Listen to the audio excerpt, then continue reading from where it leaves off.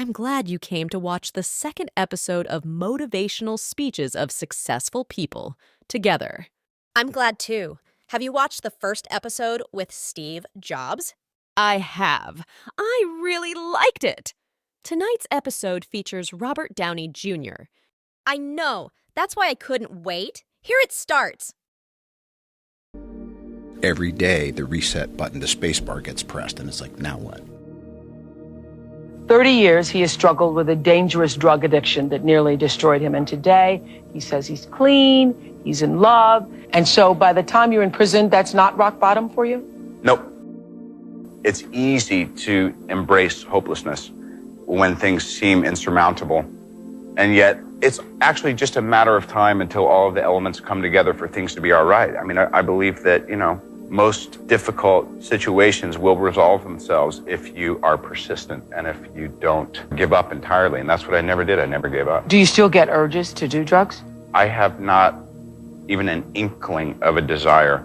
It's not that difficult to overcome these seemingly ghastly problems. What's hard is to decide.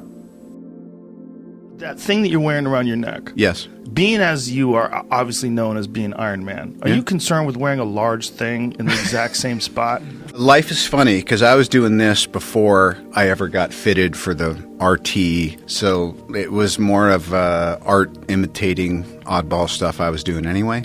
Even more interesting because maybe you were born to be Iron Man because Iron Man obviously had that. Loosely prearranged destiny. And what's incredible is how far afield you can go from it and still find your way back.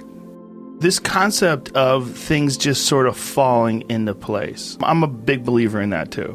What is that though? Is that you getting out of your own way? Isn't that 70% of it? Yeah. Yeah. I'd say it's 70% maintenance of what can I do to do my part to stay out of the way. And then the other part, I always think of it as like this little super thin, invisible thread.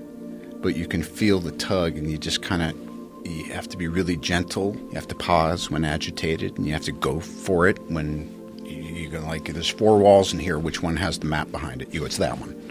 And you knock down the wall and it's there, Yeah, what is that though? That's a... Synchronicity? Yeah. Intuition?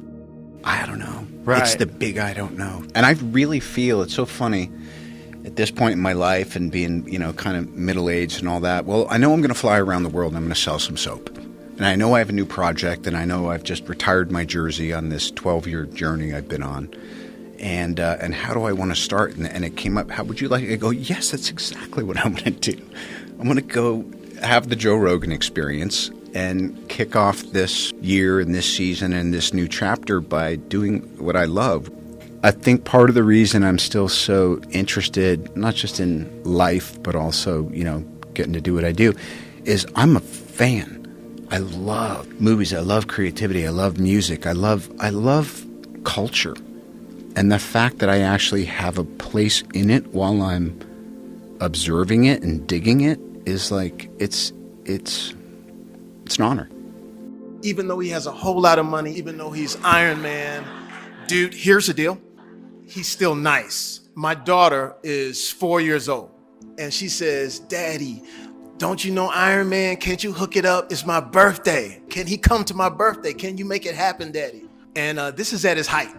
This is when everything is going. And I text him, and I said, listen, man, my daughter, she loves Iron Man. If you got time, you know what I'm saying? If you stop by, and this is the day before her birthday. It's Saturday. Sunday is the birthday. He texts back. He says, is 12 o'clock noon good? Is the door to Iron Man totally closed? Because I don't believe it is. Oh. You guys can go through time now. Well, let me ask you the question.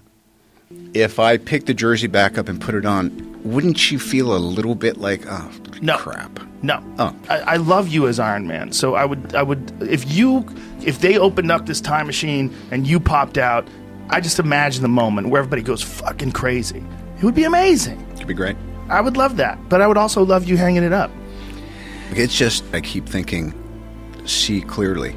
And it's difficult because I feel like we all just get buffeted by feelings and ego or fears or little, chips of resentments or intuitions that are tied to something maybe higher but you think is out of your reach or whatever. So I need to be kept right-sized because I can easily fall into self-seeking and depression and self-pity and judgment and all that stuff. It's kind of it's a bit of a default, but I spend enough energy and I've had enough help over enough years to actually just say, oh, that's just awful, destructive behavior.